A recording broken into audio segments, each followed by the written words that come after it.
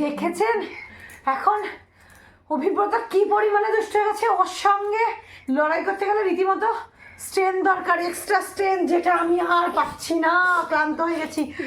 হ্যাঁ, আর এই অভিব্রত ছোট্টবেলায় কোলের মধ্যে বসে বসে মায়ের সাথে ব্লগ বানাতো, চুপ করে বসে বসে শুনতো।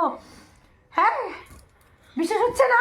বিশ্বাস হবে, আপনাদের সঙ্গে শেয়ার করব এখন অভিব্রত ছোট্টবেলায় কেমন ছিল। এই ধরুন 7 মাস 8 মাস 6 মাস এরকম বয়সে কেমন ছিল, আর এখন এই 3+ অভিব্রত কি পরিমাণে বিচ্ছু হয়েছে। একটা পুরো গুন্ডা গুন্ডা। এইভাবে পন্দে দিলে তবে ঠিক হয়, ঠিক আছে? ওর বাবাকেও হিমশিম খাইয়ে দেয়।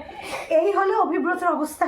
তো আপনারা দেখুন, আজকে আপনাদের সঙ্গে ফার্স্ট একটা পার্ট শেয়ার করবো, এরপরে নেক্সট আরও একটা পার্ট শেয়ার করবো। আপনাদের ভালো লাগলে অবশ্যই কমেন্ট বক্সে জানাবেন, এবং আমি তারপরে আবার আপনাদের সঙ্গে আরেকটা শেয়ার করব।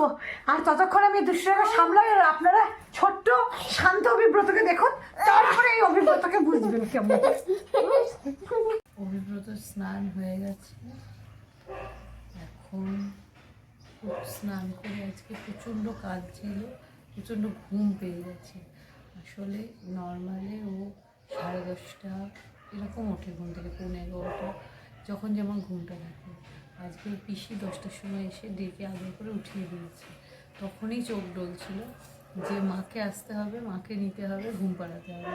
আমি তখন আর ঘুম পাড়াইনি, কারণ ওর মুখ ধোয়া, চোখ মুখ ধোয়াই ব্যাপারগুলো থাকে। আর বললাম না যে ওর একটু খুসখুসে কাশি হয়েছে, ন্যাচারালি আমি নিজে একার হাতে ওকে সামলাই, সে কারণে আমার ওকে চান করাতে 12টা হয়, 12টা 12:30 ভিতরে তেল মাখিয়ে চান করে দিই। কিন্তু আজকে ওর একটু কাশি হয়েছে ভেবে আমি 11টা 11:30টার মধ্যেই ওকে তেল মাখিয়ে স্নান করালাম দেখলে।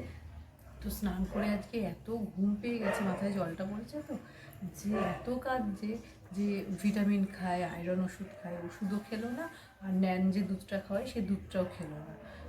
একদম কাঁদছে, প্রচণ্ড কাঁদছে, সে কারণে আমি ঘুম পাড়িয়ে দিলাম, একদম বুকের কাছে নিলাম, ঘুমিয়ে পড়লো। তো এই যে এখন একটু রোদটার মধ্যে বারান্দায় নিয়ে বসেছি, আর এই যে নখ কাটাচ্ছি, কারণ যারও বাচ্চারা না ঘুমোলে নখ কাটানো যায় না। প্রথমে আমি নখ কাটাতে খুব ভয় পেতাম, আমার মাই ওর নখ কাটিয়ে দিত। প্রায় 4 মাস বয়স অবধি মাই ওকে নখ কাটিয়ে দিয়েছে। তারপর থেকে আস্তে আস্তে সাহস করে এত ছোটো ছোটো হাত আমি নখ কাটতেই পারতাম না, ভীষণ ভয় লাগতো যে ওর হয়তো ব্যথা লাগবে। তো এই যে দেখো এখন নখ কাটাতে পারি, সাহস করতে হয় মায়েদেরকে আস্তে আস্তে। এই যে এই হাতটা হয়ে গেছে, এই হাতটা কাটাচ্ছি। তো এরপরে ঘুম থেকে উঠলে দুধ আর ওষুধপত্রগুলো খাওয়াবো। তাই এরপর ঘুম থেকে উঠলে বাবুমশাই কী করে দেখো, সামনে থাকো, পরে দেখা হচ্ছে ও ঘুম থেকে উঠলে। এই যে উঠে পড়েছে, কিছুক্ষণ ঘুমোলো, আধ ঘন্টা মতন, ব্যাস, তারপরে আস্তে আস্তে ঘুমটা ভেঙে যাচ্ছে। তারপরে বললাম তো যে খায়নি ঠিক করে, ওষুধপত্র কিছু খায়নি, প্রচণ্ড কাজ ছিল, ঘুমিয়ে পড়েছিল। তো আমি বললাম না, বাচ্চাদের সঙ্গে তো জোর করে কিছু করা যায় না, ওদেরকে ওদের মতন করে একটু মাঝে মাঝে চলতে দিতে হয়। তো যেহেতু ওই সময়টাই ওর ঘুম পেয়ে গেছে, ঘুমিয়ে নিল, আমি একটু ওই ফাঁকে নখটাও কাটিয়ে দিলাম। তারপরে বেশ কিছুক্ষণ রোদে ঘুমোলো, তারপরে উঠে পড়লো। ওঠার পরে এই যে ঘরে নিয়ে এসে দুধটা খাইয়ে দিলাম, দুধটা গোলাই ছিল, খাইয়ে দিলাম। খেয়ে এখনো ও পুরোই ব্রেস্টফিডই করে, হ্যাঁ খেয়েছে, এইমাত্র খেলো। তারপরে ও এখন যেহেতু 6-এ পা দিয়েছে, একটু একটু করে ওকে সাপোর্টিং দুধেরও একটু অভ্যাস করাচ্ছি। কারণ হয় কি যে বেবিদেরকে ব্রেস্ট ফিডই সবচেয়ে বেস্ট, কিন্তু এক্সট্রা এটা দিতে হয়। এ কারণেই ডাক্তারবাবু একটু সাজেস্ট করলো, কারণ আমার যখন খুব শরীরটা খারাপ করে, এই রিসেন্টও আমার 3-4 প্রায় জ্বর এসেছিলো, শরীর খুব খারাপ ছিল, ওই সময় ওকে খাওয়ানো, না খাওয়ালেও ওর তো খিদে পায়, পেটটা পড়ে থাকে, সে কারণে ওকে আস্তে আস্তে এবার থেকে একটু ন্যান 1টা দিচ্ছি, পরের মাসেও ন্যান 2 ধরবে। আর তারপরে ভাতটা যা যা দিতে হবে, সবজি ফল, এগুলো ডাক্তার বলে দিয়েছে, এটা 7 মান্থে যখন পড়বে তখন খাবে। তো ওই যে দুধটা খাওয়ালাম, খেয়ে এবার একটু খেলার মুডে এসছে, ওষুধগুলো খাইয়ে দিলাম ফাঁকে ফাঁকে। এই যে এইবার এই যে এটাও লাইফ সেরেমনিতে পেয়েছে, এটাই ওর সবচেয়ে পছন্দের হয়েছে। আর ওর একটা নাম আমরা দিয়েছি, বলে দাও তো বাবা, ও হচ্ছে অভিব্রত, আর এটা ওর নতুন ফ্রেন্ড শুভব্রত। তা হাই করে দাও, শুভব্রতকে দিয়ে হাই করে দাও। ওর আবার একটু ঘুম ঘুম পাচ্ছে, আসলে হয়েছে কি, ওকে আমি এমন একটা অভ্যাস করিয়েছি, 11:30, 12টা, 12:30 যেই টাইমই হোক না কেন, ও চান টান করে ওষুধপত্র খেয়ে দুধ খেয়ে ঘুমিয়ে পড়ে। এবং মাঝে মাঝে একটু ওঠে, খিদে পেলে আবার খায়, আবার ঘুমিয়ে পড়ে। এই যে ঘুমায় এই সময়টাতে আমি আমার অন্যান্য কাজগুলো সেরে নিই। যেমন রান্নাবান্না আমি করি না, আমার শাশুড়ি মাই করে এখন, আমি আগে করতাম ও হওয়ার আগে। তো আমার শাশুড়ি মা রান্নাবান্না ওইদিকে ডিপার্টমেন্টে সামলায়, আমার লোকও আছে ঘর টর মুছে টুছে দিয়ে যায়। কিন্তু হয় কি নিজের ঘরে একটু গোছ গাছ, তারপর ছেলের জামা কাপড় ধুয়ে মেলা, এগুলো শুকিয়ে গেলে এগুলোকে তোলা, ভেজাগুলোকে আবার মেলে আসা, তো টুকটাক কাজকর্ম থাকে।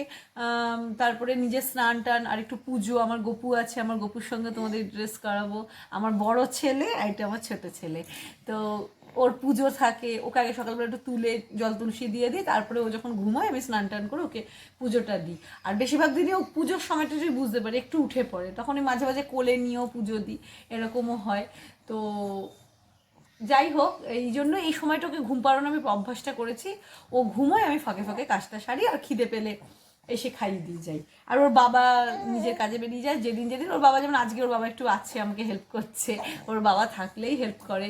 এই যেমন টিফিনটা আনলো, ওর বাবা একটু আমার মুখের সামনে দিল, আমি খেয়ে নিলাম ওকে করাতে করাতে। আসলে এখন তো জানো মায়েদের বাচ্চা ঘুমোলেই মাকে ঘুমোতে হয়, আর বাচ্চা যেই সময় একটু ঘুমোয় এই সময় খাওয়া দাওয়া এগুলো সেরে নিতে হয়। তো সব সময় তো ওইভাবে পারি না, তবে চেষ্টা করি কিভাবে কি অ্যাডজাস্ট করি। আসলে নতুন মায়েদের কাছে না প্রত্যেকটা দিনই হচ্ছে এক একটা চ্যালেঞ্জ। কারণ বেবি আজকে যেমন থাকবে, কালকে বেবির মুড নাও একরকম থাকতে পারে। হ্যাঁ, একটা অভ্যাস করাতে হয়, অভ্যাস মতো ওরা চলেও, বা তার মাঝে এই যে যেমন আজকে ওর একটু চেঞ্জ হয়ে গেছে শিডিউলটা। তো এটা তো হয়, এত ছোট বেবি একটু তো হবেই, তাই না?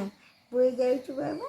কিন্তু ও নিজের ছেলে বলে বলছি না, নিজের মুখে, ও সবার কোলেই যায়, সবাইকে দেখলেই ও কোলে যায়। এমন না যে ও মায়ের কোলে ছাড়া যাবেই না বা বাবার কোলে ছাড়া যাবেই না, তবে একা থাকতে চায় না, তবে একা থাকতে চায় না একদম। যদি একটু ঘরে ফাঁকা আছে, মানে একটু জেগে আছে, একটু শুয়ে দিয়ে আমি এই জাস্ট বারান্দাতেই কিছু করছি, কিন্তু চোখের সামনে যদি দেখতে না পায় মা বা বাবা বা কাউকে, ওর পিসি থাকলে হলো, কেউ একটা থাকলে হলো, তখনই ও আ করে প্রচণ্ড ওর ভাষাতেই ও চিৎকার করতে থাকে। এত চিৎকার করে যে মনে হয় যেন ও কি কষ্ট হচ্ছে, আমি দৌড়ে আসি। ওকে ন্যাচারালি আমরা একা রেখে কখনো কিছু করি না, কেউ না কেউ সামনে সবসময়ই থাকি। আমার বাবা মা যখন ছিল প্রায় তখন মানে ওকে বেশ একটু 3-3.5 মাসের করে আমার মা তারপর বাড়ি গেছে। আর ও যখন আমার পেটে 9 মাসে, তখন থেকে বাবা মা এসেছিল আমার কাছে, কারণ আমার শ্বশুরই আছে। আমার শাশুড়ির একটু হাতে নার্ভের প্রবলেম আছে, উনি সবসময় খুব একটা চেষ্টা, মনের থেকে ইচ্ছা করলে অনেক কিছু জিনিস পেরে ওঠে না। আর শ্বশুরমশাই তো দোকান আছে, সারাদিনই দোকানেই থাকে। আর ননদও আছে, ও করে, টুকটাক করে দেয়। কিন্তু একদম হওয়ার পর তো আমি পারতাম না, তখন আমার মা বাবা অনেক দিনই আমাকে সাপোর্ট দিয়ে গেছে। আর এখন আমি আস্তে আস্তে নিজেই করি, আর ওর বাবা থাকলে আমাকে অনেকটা হেল্প করে। আর আমার পাম্পাম এখন তো একটু একটু বুঝতে শিখছে কি করতে হয় কি করতে হয় না, তাই না? তাই না? তাই তো, তাই তো। ওর সঙ্গে খেলা করে যাও, ও কন্টিনিউয়াসলি খেলবে, খিদে পেলেও কাঁদবে না, কিন্তু যদি একা রাখি প্রচণ্ড কাঁদে। এই হলো অবস্থা। যাই হোক, আমাদের সঙ্গে থাকো। আর ওকে এখন একটু ঘুম পাড়ানোর চেষ্টা করব, বিকজ এখন প্রায় 2টো বাজতে যায়। এখন একটু ঘুমোলে আমি স্নানটা সারবো। আমার এখন স্নান করতে একটু দেরিই হয়, 2:30 পৌনে 3 এরকম হয়। আগে আমি অনেক সকাল সকাল স্নান করতাম, 10টা 10:30 স্নান করে নিতাম, পুজো টুজো সারতাম। কিন্তু এখন ওকে সব কিছু করিয়ে জামা টামা একবার স্নান করাই ভিজে যায়, সে কারণে আমি আবার পরে একবার ভালো করে চান করি। তো যাই হোক, ওকে একটু ঘুম পাড়িয়ে জীবন একটু ওকে ঘুম পাড়িয়ে নিই, তারপরে পুজো টুজো দিই, তারপরে খেয়ে একটু ঘুমোলে ওর সঙ্গে একটু বিশ্রাম করে নেবো। আর বিকেলবেলা আবার তোমাদের সাথে দেখা হচ্ছে, বিকেলে উঠে দেখাচ্ছি ও কি করে, ওর দুষ্টুমিগুলো সব দেখাচ্ছি, সঙ্গে থাকো। কি স্টার্ট হয়ে গেছে দুষ্টুমি? দুপুরবেলা দুধু ফুদু খেয়ে ঘুমিয়ে পড়েছিল, দেখেছো? মাঝে একটু উঠেছিল, পটি করে ফেলেছিল, পটি করে পরিষ্কার করে দিয়েছি, তারপরে আবার ঘুমিয়ে পড়েছিল। এই যে এখন আবার উঠে পড়েছেন, উঠে ও ভীষণ ঘামে, ও প্রচণ্ড ঘামে। সিজারে বেবিরা তো এমনি একটু ঘামে, আর ওর শরীরে গরম ভাবটাও একটু বেশি, আর একটু ঠান্ডা কমে গেলে সেদিন প্রচণ্ড ঘামে। সোয়েটার বা মোটা জামা তো দূরে রাখো, এরকম পাতলা জামা পরেও ঘামে। সে কারণে ও একটা হুডি পরেছিল, এরকমই এই প্যান্টের সেটের হুডিটা, এত ঘেমে গেছে, চুল দিয়ে ঘাম বেরিয়ে গেছে। কারণ ঘুম থেকে উঠে আমি একটু সন্ধ্যা দিতে গেছিলাম, আর ওর বাবা ওই সময়টা ওর সাথে একটু খেলা করছিল ওর ওই টেডিটাকে নিয়ে। তাই এত খেলতে খেলতে এত এক্সাইট হয়ে গেছে যে প্রচণ্ড ঘেমে গেছিল। এই যে আমি এসে জামা টামাগুলো খোলালাম, এখন মায়ের কোলে বসেছি। এই যে এই পাটা উঁচু করে পায়ের ওপরে বসলে ভীষণ আনন্দ পায়। এই গুলু গুলু, এই গুলু গুলু গুলু গুলু গুলু গুলু এরকম করলে খুব মজা পায়। এখন অভিব্রতর প্লে টাইম, এখন একটু খেলু খেলু হবে। এখন এই 7:30 বাজে। একটু ওকে নিয়ে খেলা টেলা করি, তারপরে উঠবো। উঠে 8টা-7টার সময় ওর ঠাম্মি আসে এই ঘরে, একটু চা করি, চা খাই। আর তারপরে ওর মাম্মাম মানে আমার মা, ওর দিদুন ভিডিও কল করবে। ওর দাদাই মানে আমার বাবা, ওর মা, আমার মা, ওর দিদুন সবাই মিলে ভিডিও কলে ওকে দেখবে।